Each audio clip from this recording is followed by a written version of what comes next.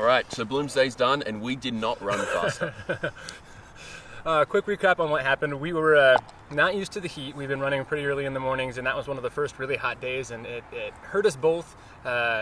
Definitely something to consider when you're planning for future races is thinking about how different weather conditions are gonna hit you.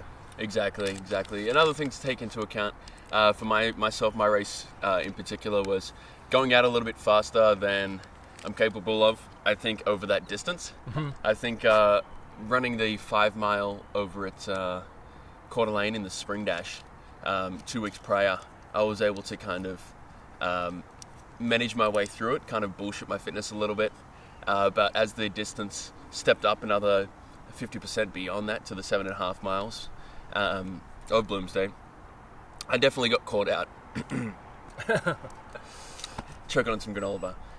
But that's one thing that you got to take into account is just general race experience. We're just now getting back into shape after a pretty long stint of not being competitive. So exactly. That's going to be something that we're just going to have to figure out for ourselves over time, and it's the same for everybody. And so we're looking forward to our next phases and to what we're aiming for. We've got some cool races coming up, which we'll talk more about later. But we wanted to give you a quick recap. Yeah, you blew up around mile 4 or something like that, and still finished in a pretty respectable, 5:20 pace, 5:18 pace? Yeah, I'm not really sure the pace, but I ran 5 seconds faster than I did last year, and I was definitely all around it, just in general better shape than I was last year. Yeah. So I think between the heat and going out too fast, I definitely took into account. But 4:50 first mile definitely didn't help. Yep. No matter how far downhill it is, it's still going to get you. Flies trying to get on the lens. We got some bugs around here.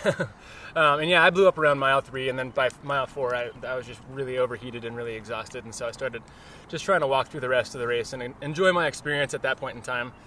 So definitely not a good day for me, but I'm excited for what we got coming up next. And exactly. Yeah, and I think that's one of the biggest takeaways is that no matter kind of how the race ended up, we were both just happy to be healthy, enjoy it for what it was, enjoy the moment, keep motivated for moving forward in our training, and just enjoy the experience as a whole. Yeah, and be out here having fun. We had a really great run today, I think. Mm-hmm. Able to put in about 11.5 miles, about 6:30 pace.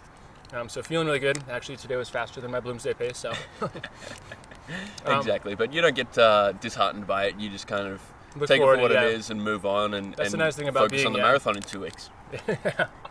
I signed up for a marathon in 2 weeks, and I have not run nearly that far yet.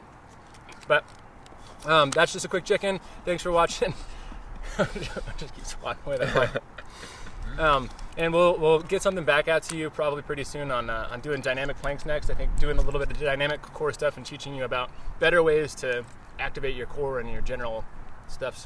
Exactly, and taking that sort of thing and moving it into other areas of your training, like taking advantage of that core strength and then putting in place in how that benefits you rather in, say, your drills and your plyometrics, your more dynamic sort of things when you're warming up for workouts and whatnot. Exactly. So stay tuned for that. We'll check back in you soon. And thanks for watching again. Run faster. Cheers. Say cheers because I'm used to being a beer person. So it's like the standard closeout for everything. I just say cheers because I'm Aussie. That's true. Thank you.